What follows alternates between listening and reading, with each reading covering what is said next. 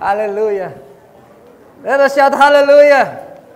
Hallelujah to the Lord. Palakpakan natin ang Diyos. Napakabuti ng Panginoon. A blessed Sunday to all. Magandang umaga po sa ating lahat. Good morning. Pakibati mo yung katabi mo. Magandang umaga sa iyo. Praise God. And sabihin natin, welcome to the house of the Lord. Yes, tayo ay nasa house ng Lord. Yes, kung tayo ay nasa bahay ng Panginoon, tayo ay pinagpala. Amen? Kaya sabihin mo sa katabi mo, pinagpala ka pala. Yes, dahil this is the house of the Lord. And if we are in the house of the Lord, of course, naniniwala tayo na ang Panginoon ay kasama natin dito ngayon. Amen? Sabi nga ni Pastor Dan sa prayer niya kanina, ang presensya ng Panginoon, no? ang Diyos ay nandito ngayon, no? And His Holy Spirit is now moving.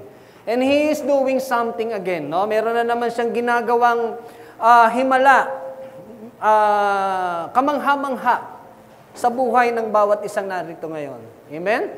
At sa umagang ito, before I proceed to my sermon for today, no? Which I prayed for, no? Pinanalangin ko sa Panginoon kung ano, Lord, ano na ba ang mensahe mo gusto mong iparating sa amin itong linggong ito. So, we expect, no, na God will speak to us, no? And ako po ay magpahatid lang ng mensahe ng Panginoon. This is not about me. This is all about Jesus. This is not about us. This is all about our Lord Jesus Christ. Amen? Kaya ang gawain ito ay ikarangal natin at ang itinataas po natin dito ay walang iba kung hindi ang ating Panginoong Jesus. Amen? Hallelujah. Now, bago po ako magpunta sa ating passage for today, gusto ko muna ipakita sa inyo itong larawan na ito. Yan. Kung nakakita ka ng ganyan, dyan sa labas, ano kaya mararamdaman mo? Takot, no? Now, bakit ko pinakita tong picture na to? Meron akong kwento sa inyo. Gusto niyo ba magkwento ako sandali? Yan. So, this is about, this story is about, may isang church na ongoing yung service, katulad po natin ngayon, no? At may doon dalawang mama na ganito na tumayo sa harap ng church, at sila ay nagpaputok, nag-gunshot. Pag gunshot nila, sumigaw yung isa, sabi, ito po ang sinigaw. Yan. Those who follow Jesus, stay where you are. Sino sumusunod kay Jesus, dyan lang kayo sa loob. Walang kikilos. Sino dito ang sumusunod kay Lord? Amen. So, wag kang kikilos. Yun ang sabi nila eh. Yeah? Sumigaw ng ganyan. Pero ito sinabi ng isa, those who deny Jesus, you're free. Get out. Yan. Sino daw bang kayang i-deny si Jesus? Lumabas ka na. Malaya ka. Ngayon, ito na. Kung ganito ang makikita ninyo, armed with high-powered guns, no? Nakatakip ang mga muka. Iisipin mo ngayon na baka ISIS to, no? Galit sa mga Kristiyano, papatayin tayo, no? Kaya ang sabi ng iba, no? Labas na lang tayo. Kasi sabi, those who deny Jesus, imagine mga Christian ito, nandun sa church. Ongoing ang church service. Those who deny Jesus, you're free to get out. Alam nyo ba sa kwento, napakaraming porsyento ang lumabas. No? Lumabas sila. Siguro dala ng takot, baka mapatay nga kami. Pero may nanatili. No? Those are following Jesus. Iilan-ilang piraso ang naiwan, including the pastor. Nung lumabas na lahat ng mga natakot, ang sabi po ng isang mama na ito, Pastor, sige na, ituloy mo na yung preaching mo. Dahil wala na ang mga huwad na Kristiyano. Gusto naming makinig sa salita ng Diyos at gusto naming mabago kami. Hallelujah. Palakpakan natin ang Diyos. Hallelujah. Now, bakit ko na i-share itong story na to? Kasi, dito po nakikita natin, sino nga ba ang talagang mga true followers of Jesus Christ? No? According to Matthew 22:14, sabi po dyan, many are called, but few are chosen. Napakaraming tinawag ng Panginoon dahil God loves us, but few are chosen. Sino yung mga chosen na yan? Sila yung mga sumusunod ng totoo sa Panginoon. They are chosen. They are the chosen ones. No? Ngayon kapatid, ang tanong ko sa iyo, kailan mo unang naramdaman o narinig ang calling ng Diyos sa iyo? Yan. Kailan mo nga ba yan naramdaman? No? Kailan mo yan naranasan? Now, our title for today is The Cost of Following Jesus, which we can read on Book of Luke. No? Balik ko lang to. Sa Book of Luke, chapter 9, verse 18 to 24. Maikling verse lang po ang ating babasahin ngayon. Now, let us proceed. Dito po ay ipinahahayag na ni Jesus na alam na niya, no, kung kailan siya dadakipin at kailan siya mamamatay sa krus at kung kailan siya ay mabubuhay na muli. Kaya kausap niya ang mga disipulo at ito po yung sinabi ni Jesus. Once, when Jesus was praying in private and his disciples were with him, he asked them, "Who do the crowds say I am?" Ang tanong niya sa mga disipulo niya, ano sa tingin ninyo ang tingin sa akin ng mga taong ito? Sino daw ako? Now they replied, some say John the Baptist. Others say Elijah. And still others that the one of the prophets of long ago has come back to life. So, ang sabi ng mga disipulo, ikaw daw si John the Baptist. Yung iba naman daw, ang sabi, ikaw daw si Elijah. Yung iba naman, ang sabi, ikaw daw yung mga sinaunang propeta na bumalik naman ngayon. So, prophet daw si Jesus na, yun yung sabi ng iba. Now, Jesus continued, sabi niya, he asked Peter this time. Sabi niya, but what about you? He asked, who do you say I am? O, Pedro, ikaw, sa tingin mo, sino ako? Sumagot si Pedro, Peter answered, God's Messiah. Ikaw ang Mesiyas ng Diyos. Yan po ang sagot ni Pedro. So, ibig sabihin, si Pedro ang tunay na nakakakilala kay Jesus. Now, Jesus continued, Jesus strictly warned them not to tell this to anyone. Ito daw sasabihin niya, wag mo munang sasabihin sa iba. And he said, the Son of Man must suffer many things and be rejected by the elders, the chief priests, and the teachers of the law. And he must be killed. And on the third day, be raised to life. Now, then he said to them all, whoever wants to be my disciple must deny themselves and take up their cross daily and follow me. For whoever wants to save their life will lose it. But whoever loses their life for me will save it. Sandali po natin ipanalangin ang salita ng Diyos. Hallelujah. Panginoon namin Diyos, kami nagpupuri sa iyo at nagpapasalamat. Salamat sa iyong mga salita, Panginoon, na aming naririnig ngayon. Lord God, and I pray, Lord God, that your presence be with here.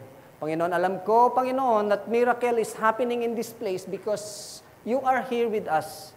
This is your house and do whatever you want to do in this place because you own this church, Lord God. At Panginoon, kami, Panginoon, ay makikinig ng iyong mga salita. Hindi lang kami makikinig kung hindi kami ay susunod sa iyong mga salita, Panginoon. And I pray that, Lord God, that you bless your church, bless your people, and bless your words. And this we pray in the mighty name of Jesus our Lord. Amen. Palakpakan natin ang Diyos. Hallelujah. Hallelujah. Now, ang sabi po ng Panginoon, no, Jesus calls us to follow Him, but at what cost? Ang gusto ng Panginoon, tayo ay susunod sa Kanya. Amen?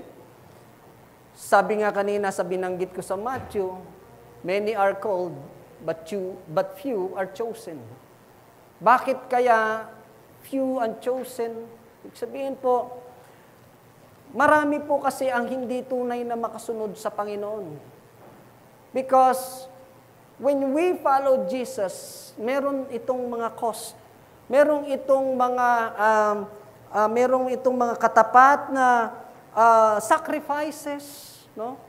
Meron itong minsan ay sufferings. Marami pong mga bagay na parang mahirap ang pagdadaanan nyo if you will follow Jesus. Gusto ko lang sa inyong i-share itong kwentong maikli nung ako ay bata pa. Yan. Bago po ako nakakilala sa Panginoon. I was about 17 or 18 years old, teenager, no, na meron akong mga kaibigan na Christian. At siya po ay nasa Baptist Church, and he invited me to a service, no, sa kanilang church. Ako naman po yung umattend dahil kaibigan ko siya. Yun po ang dahilan, kaibigan ko siya. At ako po ay ma-attend doon. At ako po ay siguro mga kulang-kulang 1 year din na nag-attend hanggang sa ako po ay nabaptize doon. And kaya lang po, alam nyo, hindi ko pa ganun talaga kaseryoso, no, na uunawaan yung talagang pinasok ko na yon as a Christian. So, paglalabas ako, nadadala pa rin ako ng mundo. Nadadala pa rin ako ng barkada, no? Mga barkada ko na hindi Christian. So, mas pinili ko yung doon sa barkada ko sa labas, no? At sa pangalawang pagkakataon, ako ay na-invite naman ng isa ulit. Umattend ulit. At hindi po nagtagal, naboboring ako, no? Kasi ako ay sanay sa worldly. So lumabas ulit ako. No? Pasok, labas, no? And one time, ako po ay na-invite ulit sa isang church ulit, Christian church, doon po sa Cavite City, dahil taga-roon po ako noon. Ako po yung ma-attend. Bakit ako ma-attend? Kasi ang nag-invite po sa akin ay yung crush ko. Yung crush ko, sabi ko, hindi ko ito tatanggihan. No? Kaya lang po, habang umatin ako, naalaman ko na yung crush ko pala may boyfriend na. So, umalis na naman ako. Sa madaling salata, balik na naman po ako sa mundo. No? Hanggang sa, alam ko na yun na yung sigurong panahon na ako ay tinatawag na ni Lord. No? Tinatawag niya na ako to serve Him, no? Kaya lang po, alam nyo, yung puso ko ay hindi pa ganun kahanda. Siguro dahil kabataan, sanay ako sa karangyaan ng mundo, no, ng barkada, no? At sa Maynila pa ako nag-aaral, no, yung impluwensya nandun. At hindi po ako tinantanan ng Panginoon. Matanda na ako nung ako ay tinawag ulit ng Panginoon at na-encounter ko si Lord sa isang masakit pang encounter, no? Nagkaroon ako ng mabigat na problema at sabi ko, Lord, siguro ikaw lang talaga nga ang kailangan ko. Kaya ako po ay nagbalik, no? Sabi ko nga, marami akong sinayang na panahon, pero alam ko naman na ang Diyos ay may purpose sa bawat nangyayari sa buhay natin. Amen? At siguro some of you ay may mga experience din na gano'n na tinawag tayo ng Panginoon at hindi lang natin minsan nauunawaan kung ano ba talaga ang cause ng tayo ay sumusunod sa Panginoon. Alam niyo po, Jesus has 3 requirements, no, to those who wants to follow Him. And that is biblical. That is biblical. Kaya nga po yung binanggit kanina ni Jesus, may 3 bagay po. If you want to be my disciples, if you want to follow me, ito po yung sabi niya. Number 1 is deny yourself. Sabihin nga natin yan, deny yourself. Deny yourself. Now, ang sabi po dyan, choosing to live according to God's standard. No? Rather than the one's own desire. O the one's own desire. No? Yun palang pag-deny ng self mo, hindi ito ibig sabihin na, hindi ko nakilala ang sarili ko. O itinatakwil ko ang sarili ko. Ibig sabihin po niya, you choose to live according to God's standards. Ano ba ang mga panuntunan ng Diyos na ating ipamumuhay? No? rather than our own desires. Kasi tayo po, bilang mga tao, meron tayong mga personal na gustong mangyari. Tama ba? Meron kang gustong mangyari sa buhay mo. Meron kang mga planong sarili mo. Diba? Meron kang mga balak sa buhay mo. Meron kang mga gustong gawin na ikaw lang ang may gusto. Pero minsan nasa-set aside natin na dapat pala ako'y namumuhay according sa gusto o kalooban ng Diyos para sa akin. Amen?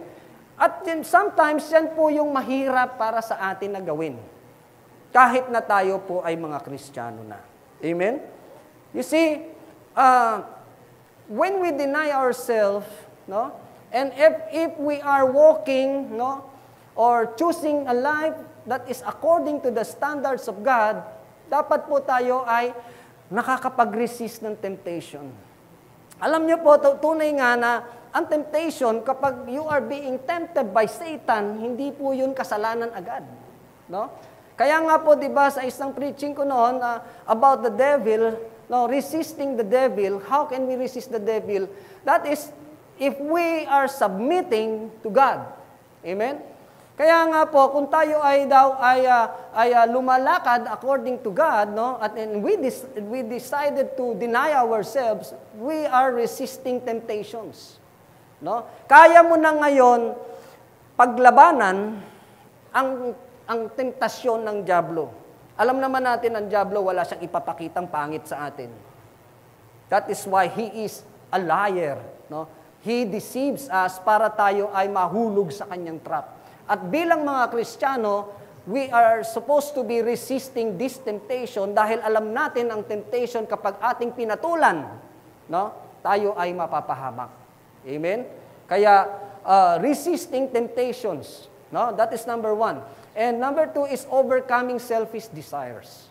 Kung tayo noong wala pa kay Kristo at hindi pa tayo sumusunod sa Kanya, di ba, minsan parang mas masarap yung sarili mo lang ang iniintindi mo. No? Ang gusto mo lang ay yung sarili mo. Kaya nga minsan nagiging selfish tayo, kaya nga minsan tayo ay nagiging makasarili. No? Parang ang mahalaga lang sa'yo, walang iba kundi ikaw. Ikaw, at ikaw, at ikaw. No? Ikaw lang yung pinapagpahalagahan mo. At wala kang pakialam sa iba. No? Kung papapiliin ka, sino ang mas bibigyan mo ng pabor? Mas bibigyan mo ng pabor ang sarili mo kaysa sa iba. And that kind of attitude ay hindi po gusto ng Diyos. Ang gusto ng Panginoon, tayo ay merong pagmamahal sa ating kapwa. Di ba? Meron tayong puso na mapagbigay sa ating kapwa. And we should be selfless, not selfish. No? Meron tayong pag-ibig sa ating kapwa. May pagmamalasakit tayo sa iba. Yun po, no? We overcome selfish desires. At hindi mo na ngayon sinusunod yung gusto mo lang. No? Yung gusto mo lang mangyari, sa tingin mo kasi ito ang okay, dito ay masarap, dito ay maganda, ito gusto kong gawin, ito gagawin ko. So hindi na po tayo ganun ngayon. No? As followers of Jesus Christ, when we deny ourselves, ibig sabihin parang hindi na pala ikaw yan. Ikaw na ay nasa iyo na si Kristo. Amen? And number 3 is prioritizing spiritual growth over worldly pursuits. Kapatid, kung tatanungin ko kayo, ano na ba ang priority mo ngayon sa buhay mo bilang Kristiyano? What is your priority now? No? Prioritizing spiritual growth over worldly pursuits. No? Ang priority mo ngayon, ang gusto mo ngayon ay lumago ka bilang isang Kristiyano. Amen? Ang gusto mo ngayon ay ako ay tinawag na ni Jesus, ako ay follower ni Lord. Paano ba ako lalago sa buhay ko to as a Christian? No? Gusto ko makasunod ako sa Panginoon nang naaayon sa Kanyang panuntunan. Sana, Lord, palaguin mo pa ako sa ministry. Paano ako makakapaglingkod sa iyo? Di ba? Paano ako lalago sa pamumuhay na ito? Paano ako makakapagdala ng mga kaluluwa para sa iyo? No? And that is spiritual growth No? Hindi ka na ngayon baby Christian, gusto mo ikaw ay umaangat bilang isang tunay na Kristiyano. Kasi yung worldly pursuit, tandaan po natin, alam naman natin yan, na ang mundong ito ay pansamantala lang. Amen? Yes, we enjoy the things that the world can give us. No? Masaya tayo, lalo na kapag ikaw ay nananagana. Pero tatandaan po natin, lahat ng bagay ng yan ay iiwanan din natin pagdating ng tamang panahon na tayo ay lilisan na sa mundong ito. No? So, hindi po masama na tayo ay mangarap, tayo ay mag-ambisyon na tayo ay umasenso. Hindi po masama yan because we are still living in this world. Pero sana po hindi yun ang ating maging priority. Because this world is just, again, temporary, pero ang ino-offer sa atin ng Panginoon is eternal. Amen?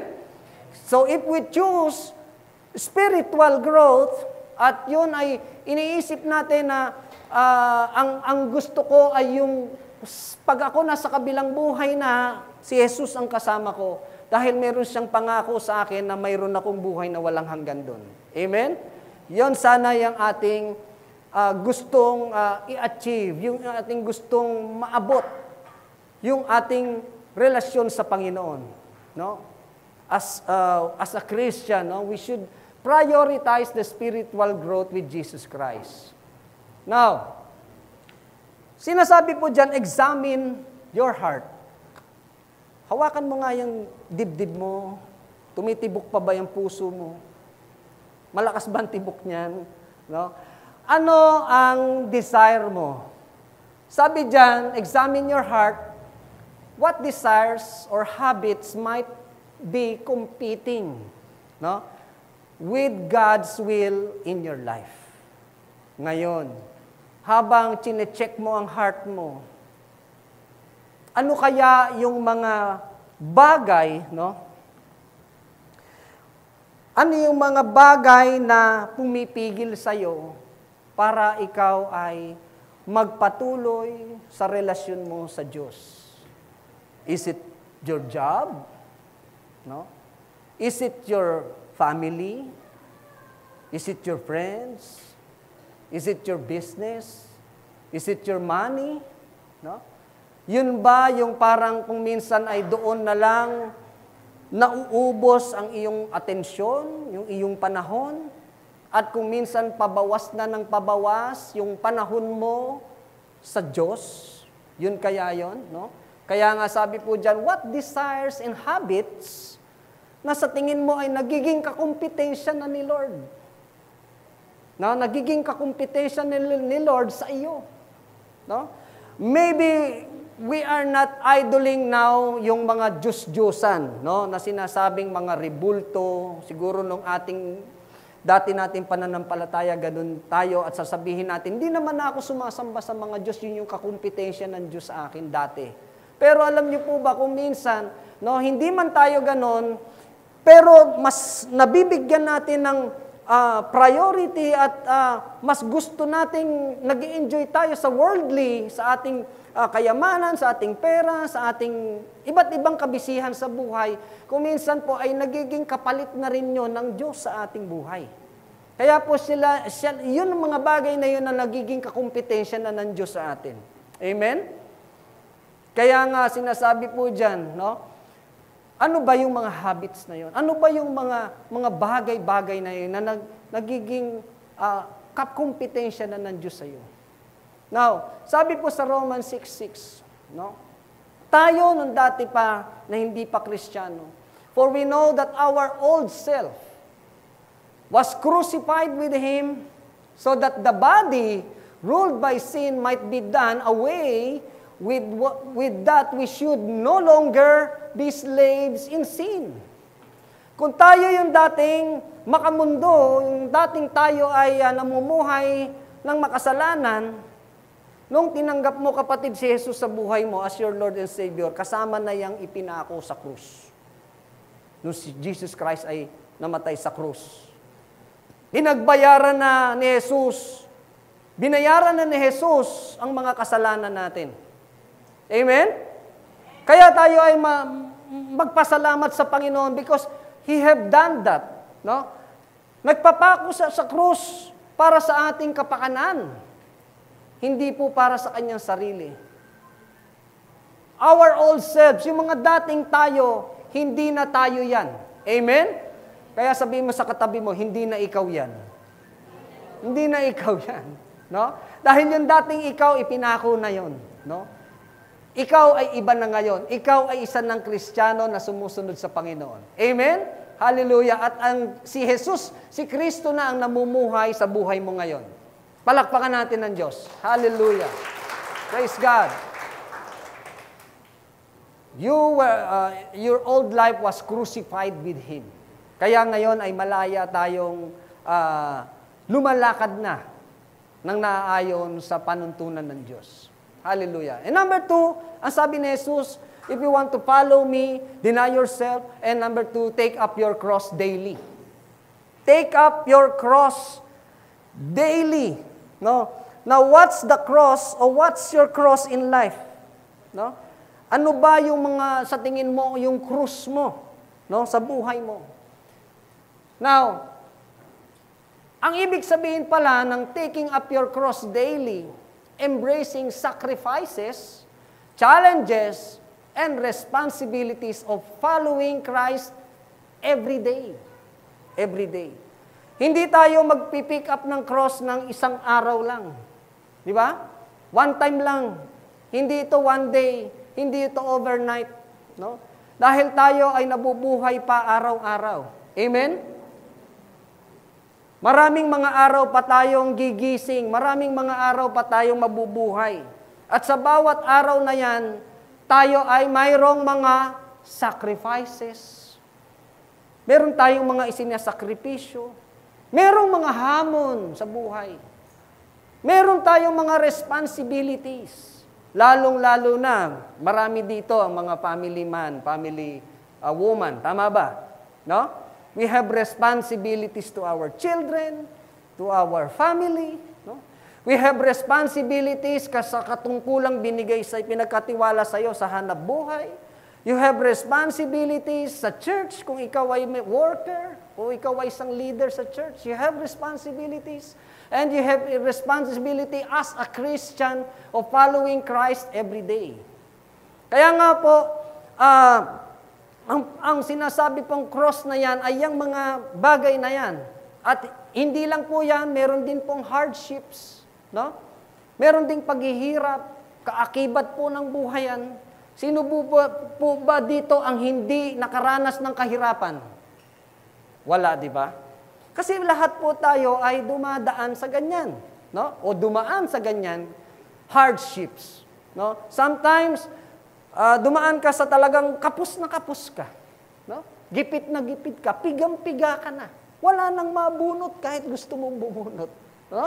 Hardship, hindi lang po 'yan patungkol sa pera, no? Paring sa relasyon, nahihirapan ka, hardship din 'yon, relationship, no? Mga personal mong bagay na nagpapahirap sa iyo, no? Hardships, and that is your cross, no? At sinasabi din diyan rejections. Sino dito dumanas na ng rejection? Rejection. Ako lang? Talaga? Rejection. Lalo na pag ikaw ay Kristiyano na. Lalo na pag gusto mo mag-share ng Word of God.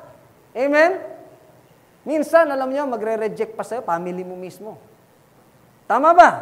Amen. No? Sino dito ang humahayo na kasama ko?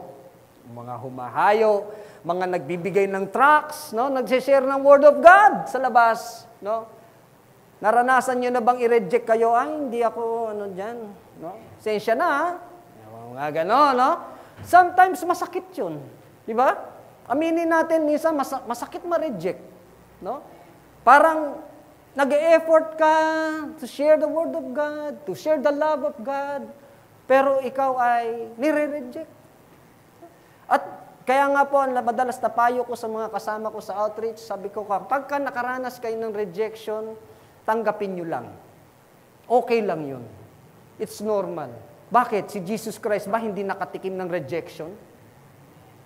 Kung meron mang napakaraming naranasang rejection, yan ay si Jesus Christ. Amen? Kaya nga siya umabot sa hanggang sa ipako sa krus dahil nire-reject ang kanyang mga sinasabi ng mga panahon na yun. He wants us to be saved. Siya ay nagpipreach, siya ay nangangaral, pero maraming nagre-reject sa kanya. Kaya kung tayo nare-reject, isipin na lang natin na si Jesus Christ nga, di ba? He Himself nakaranas ng napakaraming rejections. And that's part of our daily cross. No? Next is persecutions. Kanina nire-reject ka na, pinipersecute ka na. No? Pinasasama ka na. Minsan mabuti ka, pero ang tingin ng iba sa'yo, masama yung ginagawa mo. Diba? Hindi nila matanggap na ikaw ay Christian na. Ikaw ay namumuhay na ng naaayon sa gusto ng Diyos. And also condemnation. Kinukondina ka na nga minsan. Diba? Kaya nga, alam nyo, minsan, naranasan nyo na ba na kayo ay nilalayuan na ng mga dati ninyong kaibigan? Yung mga dati ninyong kajaming sa inuman? No? Yung mga dati ninyong kasugal? Yung mga dating kasama ninyo sa masasarap na buhay? No? Yung worldly life, minsan lumalayo na sila sa'yo kasi ikaw daw ay isa ng Christian. No? Minsan nakukornihan sila sa'yo, lalo na pagka nagbahagi ka sila, alam mo, yung problemang yan, kaya yan, basta ikaw kasama mo lang si Lord. Naku, corny naman ito, Lord na naman. Diba? Minsan nakukundina ka na. At masakit yun sa atin. Minsan lalo na pag ikaw ay nag-i-speak ng katotohanan. No? What if you have concern to your friend, to your family, na alam mong siya ay naliligaw na siya ay nagkakasala dahil alam mo ang salita ng Diyos, you are sharing the word of God to her or to him, no? Sinasabi mo ito ang pangaral ng Diyos sa atin, dahil yun ang lagi mo sinasabi, you're speaking the truth at nire-rebuke mo siya sa kanyang kasalanan, minsan, ikaw ang nagiging masama. Diba? Sasabihin sa'yo, pakialam mo. Diba? Masyado ka namang legalistic. Masyado ka namang righteous. Diba? Hindi ka ba nagkakamali? Diba? Minsan po ganun. Masakit na mag-speak out ka ng katotohanan na galing naman sa salita ng Diyos sa Biblia. Pero ikaw ay kinukundina. Pero ikaw ay nire-reject at binabaliktad ikaw pa ang nagiging masama ngayon. That's your cross. Tama ba ako? Masakit, di ba? Amen. That's cross. No? Kapag ka lumalakad ka minsan ng sumusunod, may pagsunod sa Diyos, parang meron kang daladalang cross ngayon. At yun yung sinasabi ng Diyos sa atin na take up your cross daily. Hindi po madaling mabuhay ng isang Kristiyano. It is not easy. Pero tandaan po natin, kaya mo yan dahil kasama mo si Lord. Amen? Hallelujah. Praise God. Sige po, palakpakan natin ng Diyos. Sabi nga sa Philippians 4:13, I can do all things through Christ who strengthens me. Walang bagay na hindi mo kakayanin dahil si Jesus ang nagbibigay ng lakas sa iyo. Now, taking up your cross daily means consistently living out your faith. Sabihin nga natin, consistently.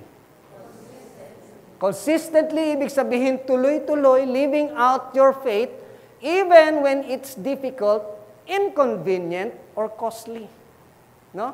Namumuhay ka nang mayroon kang patuloy na pananampalataya at pagtitiwala sa Diyos. No? Taking up your cross daily means consistently living out your faith. Hindi po may faith ka ngayon lang, bukas wala. No? Tuloy-tuloy na meron kang pananampalataya kahit na difficult ang situation, kahit na hindi conveniente sa'yo or costly. No? Minsan, difficult na situation, sasabihin mo, bakit Lord, ang hirap-hirap naman ng buhay ko. Ang hirap naman ngayon ng relasyon namin. Di ba? Pero kung ikaw ay may pananampalataya sa Diyos, alam mong may magagawa ang Diyos sa'yo. Amen? Faith is something na hindi mo pa nakikita, pero pinaniniwalaan mo na.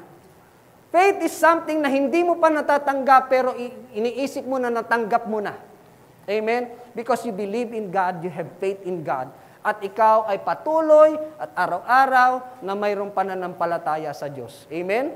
Pagising mo pa lang sa umaga, alam mo na ang Diyos ang kasama mo at siya ang bahala sa iyo at tutulong sa iyo kahit na anong difficult situation pa ang nararanasan mo ngayon. Amen? Hallelujah. Now in John 16:33, sabi po dito ng Jesus, I have told you all this so that you may have peace in me. No? Si Jesus Christ po, nasa Kanya ang kapayapaan. And here on earth, ang sabi ni Lord, you will have many trials and sorrows. Dito raw sa mundong ito, tunay naman. No? Tunay. Dito, marami tayong pagdadaan ng hirap. Maraming pagsubok, maraming problema, maraming sorrow, maraming sakit, maraming kalungkutan. Dahil nasa mundo pa tayo. No? But take heart, ang sabi ng Panginoon, because I have overcome the world. No? Oh, tama. Mahirap sa mundo. Hindi mawawala ang problema dito. Kapag wala na ang problema mo, hallelujah, baka nasa heaven ka na. Pero hanggat tayo ay nandito sa mundo, tandaan po natin, hindi natin pwedeng sabihin na wala tayong magiging problema nga sa mga susunod na araw. Amen? Maaaring meron kang problemang nasolve ngayon, wag ka munang kakampante. Alam mo, sa mga dadating na panahon, baka may problema ulit na dadating sa'yo. And I expect that. No? Wag tayong mag-expect na, tapos na, hindi na ako magkakaproblema. Buhay ka pa rin, kapatid. At habang tayo nabubuhay na nandito sa mundo, sabi ni Lord, no? Sabi ni Lord, here on earth, you will have many trials, many sorrows. Pero take heart. Because Jesus Christ have already overcome the world. At nung overcome ni Jesus Christ, kasama ka dun, kapatid. You have overcome the world. Amen? Kaya mo yan ma-overcome. Basta si Jesus Christ lang ang kasama mo. Amen? Praise the Lord. Hallelujah. Now, thirdly, sabi ng Panginoon, follow me. Sabihin nga natin, follow me. Follow me. This is a lifelong journey of imitating Jesus in words, actions, and attitude. No? Because Jesus loves you. And when you follow Him, you'll never get lost. No? Ang sabi po dito ni Jesus, a lifelong journey imitating me. O imitating Jesus. No? In His words, actions, and attitude. Sino po dito ang parents? Tatay, nanay, di ba? Kapag ikaw ay magulang, gusto mo sino ang mag-i-imitate sa'yo, gusto mo imitatein ka ng anak mo. Tama? Lalo na yung kung mabuti kang magulang. Gusto mo magmana sa'yo yung anak mo. Gusto mo susunod siya sa iyong mga yapak. Di ba? Hindi tayo ang magbibigay ng impluensya sa kanya. Sa kanya, sa atin manggagaling yung influence. Hindi sa kapitbahay, hindi sa barkada. Tama ba? Gusto natin yun na imitatein tayo dahil we love them at kung mabuti yung ginagawa natin, we are role modeling as a parent to them. Gusto natin gayahin tayo ng ating mga anak. Amen? Hanggang sa sila'y lumaki. Hanggang sa sila'y maging kasing edad na natin, maging ma-reach nila yung edad natin. Tama ba? Tayo yon bilang magulang. What more ang God? Diba? What more ang Diyos na nagmamahal ng tunay at walang kapantay na pag-ibig sa atin? Gusto niya, this is a lifelong journey na habang tayo ay namumuhay, no, sinusunod natin ang mga salita ng Diyos. Amen? Imitating Jesus in His words, actions, and attitudes. Ngayon, paano natin magagawang imitatein o gayahin si Jesus Christ in His words kung hindi naman tayo magbabasa ng salita ng Diyos na nagagaling sa Biblia? Sino po dito ang may mga Bible? Sa bahay, kahit hindi ninyo dala ngayon. No? You have the Bible. Do you read your Bible? Do you read the Word of God? Amen? Dahil ito, dito natin makikilala kung sino ba ang talagang tunay na Diyos natin. In this way, no, kapag tayo ay nagbabasa, nakikinig ng preachings, umaattend sa mga Bible studies, makikipag-fellowship tayo, no? unti-unti nakikilala natin ang Panginoon. Na naiintindihan natin ang kanyang mga salita na gusto niyang sabihin sa atin. Yung kanyang mga action na ginagaya natin kung paano ba si Jesus nung siya'y namumuhay kasama ang mga taong katulad natin. Ano ba ang attitude ni Jesus Christ na gusto niyang gayahin natin? Kung alam natin yung Beatitudes, sinasabi lahat doon kung paano ang dapat na attitude ng isang follower ni Jesus Christ. No? At hindi natin yan maiintindihan kung hindi tayo nag-aaral ng salita ng Diyos. Now, following Jesus Christ means walk on His footsteps. No? Sinusundan ba natin ang yapak ng Panginoon? No? Dahil kung sumusunod tayo sa yapak ng Panginoon, tayo kailanman ay hindi maliligaw.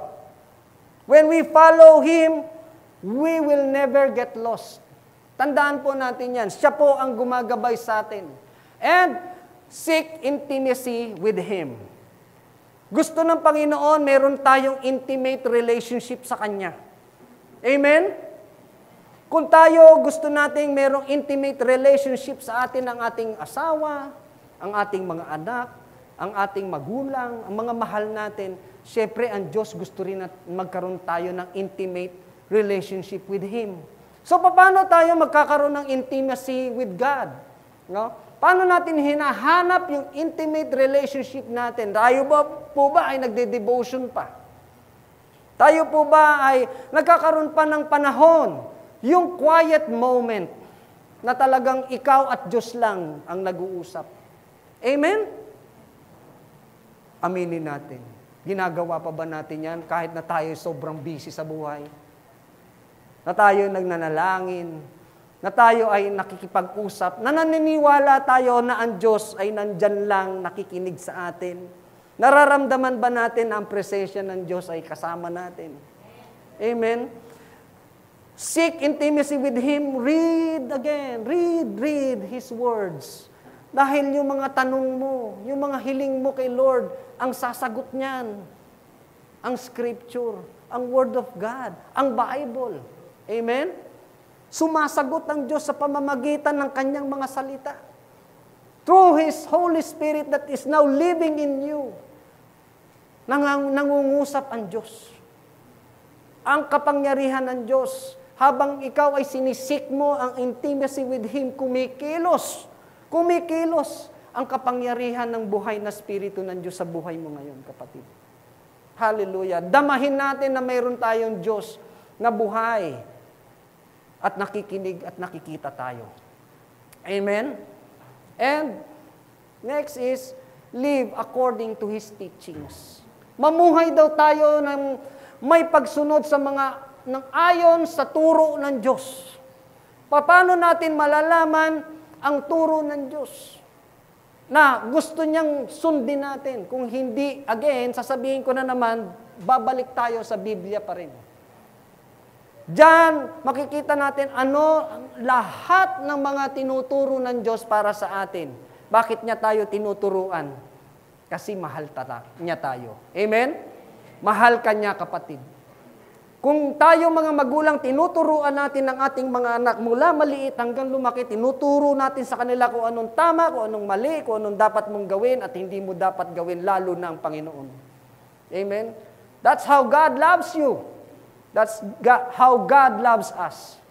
Tinuturo niya sa atin paano mamuhay ng matuwid at naaayon sa kanyang kalooban, na hindi tayo mapapahamak. Amen?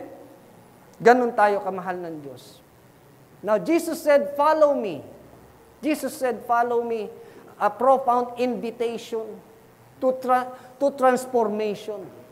No? A life centered on God's purpose.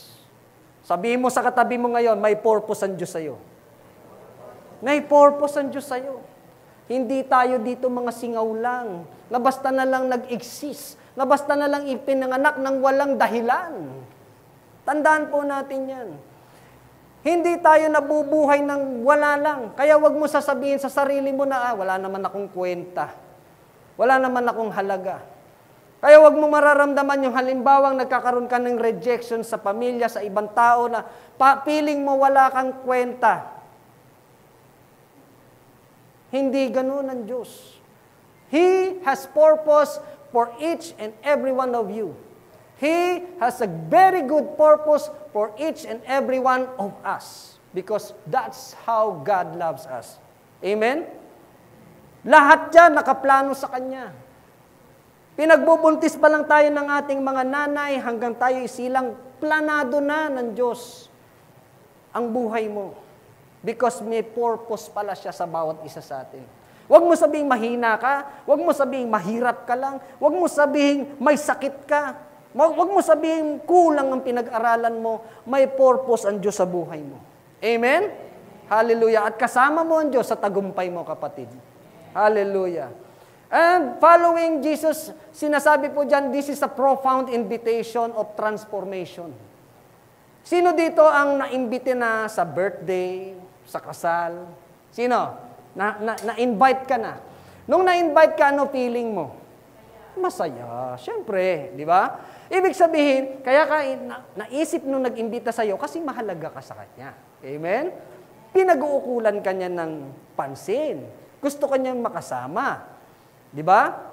Maring mahal ka niya, kaya kanya inimbita. At pag hindi ka naimbita, minsan masakit. Di ba? Pero ang Diyos, di ba? Sabi niya, this is a profound, when Jesus say, follow me. Ibig sabihin, iniimbitahan ka niya for your transformation. Amen?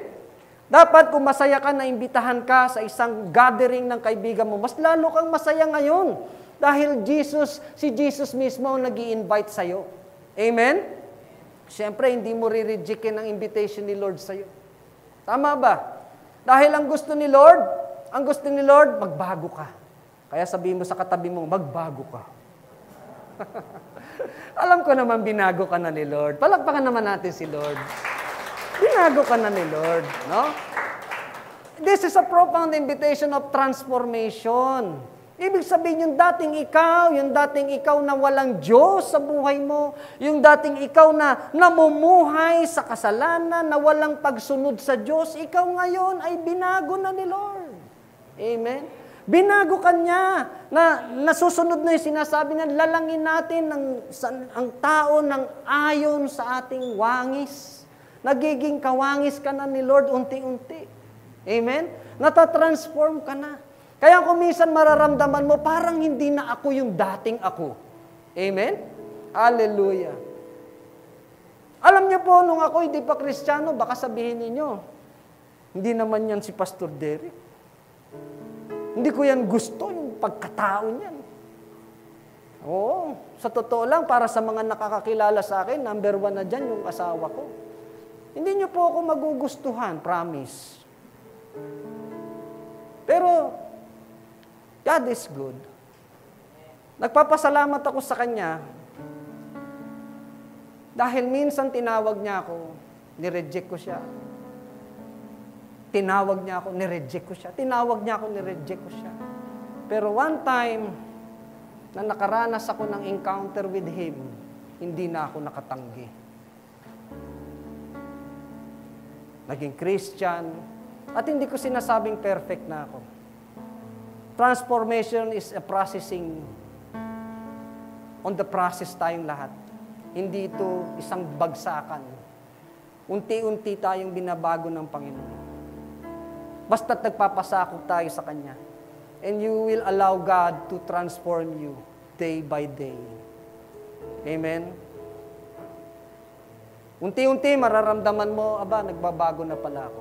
Nahahalata ka na rin ng ibang tao, parang nag-iiba na siya. Parang bumabait na siya. Parang hindi na siya yung dating masama. Di ba? And it's because of His grace lang. It is not about us. It is not about our good works. Hindi ito dahil sa pagsisikap mo.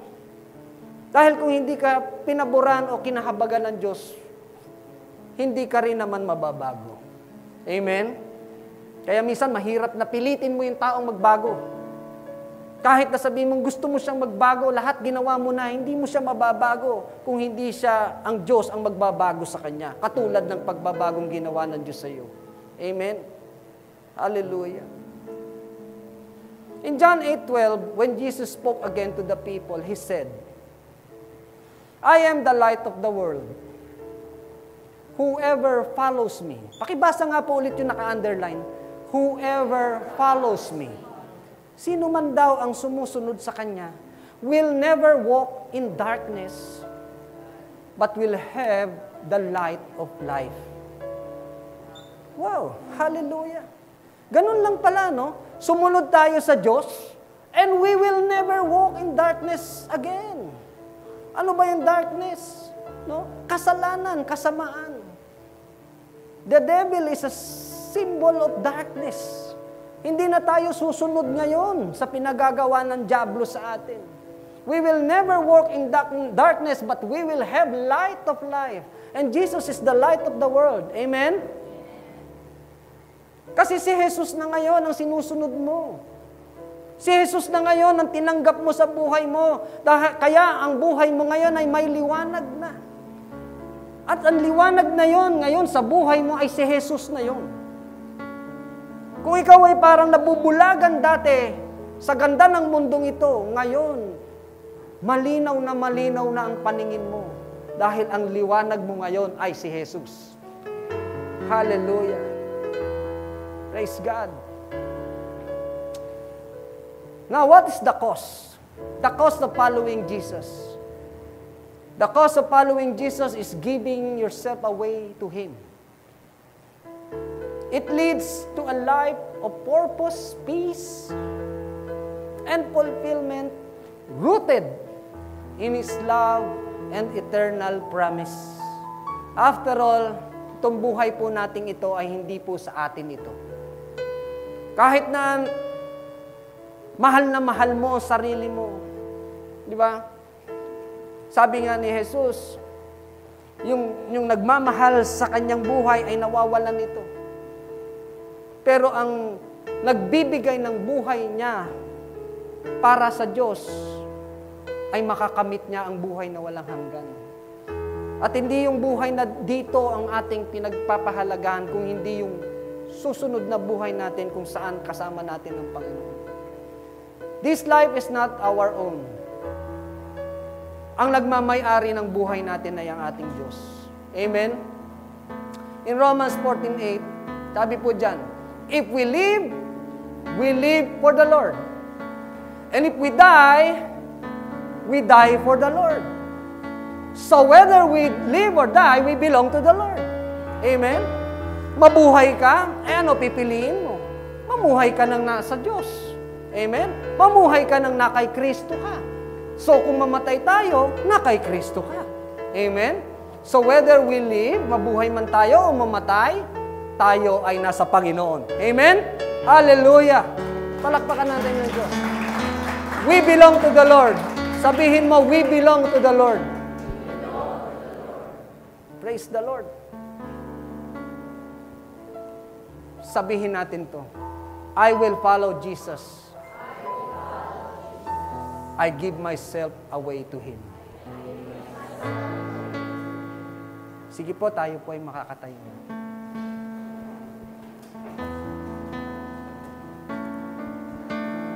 As we sing this song, isipin natin ang Diyos. Isipin natin ang kabutihan ng Diyos, ang Kanyang mga ginagawa. At isipin natin na ang buhay nating ito ay walang pupuntahan kung hindi tayo susunod sa Diyos. Giving is part of worshiping. To all who desire to give, you may give your tithes and offering through online bank transaction. Details are provided below.